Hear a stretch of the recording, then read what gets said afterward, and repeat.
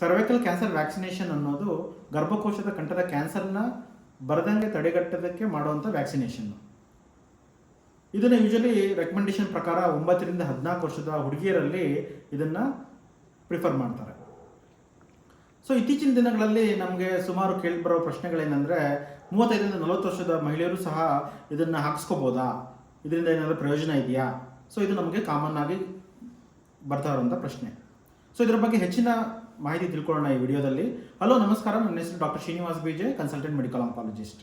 Cervical cancer vaccination ತಗೋಬೋದು, ಆದರೆ studies ಪ್ರಕಾರ usually after 14 years of age ಅಥವಾ ಮ್ಯಾಕ್ಸಿಮಮ್ 23 ಇಯರ್ಸ್ ಆದಮೇಲೆ ಅದರ ಎಫೆಕ್ಟಿವ್ನೆಸ್ ಕಡಿಮೆ ಆಗುತ್ತೆ ಅಥವಾ ಅದು ಅಷ್ಟೊಂದು ಎಫೆಕ್ಟಿವ್ ಆಗಿರೋದಿಲ್ಲ.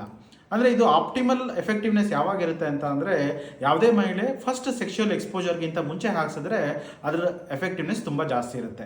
ಆಲ್ಮೋಸ್ಟ್ 93 to 100% ಎಫೆಕ್ಟಿವ್ನೆಸ್ಸು ಸರ್ವೈಕಲ್ ಕ್ಯಾನ್ಸರ್ ಅವ್ರ ಲೈಫ್ ಟೈಮಲ್ಲಿ ಬರೋದು ತುಂಬ ಕಡಿಮೆ ಆಗುತ್ತೆ.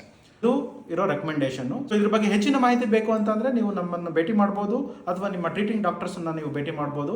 ನಮ್ಮ ಮುಂದಿನ ವಿಡಿಯೋದಲ್ಲಿ ಭೇಟಿ ಮಾಡೋಣ. ನಮಸ್ಕಾರ.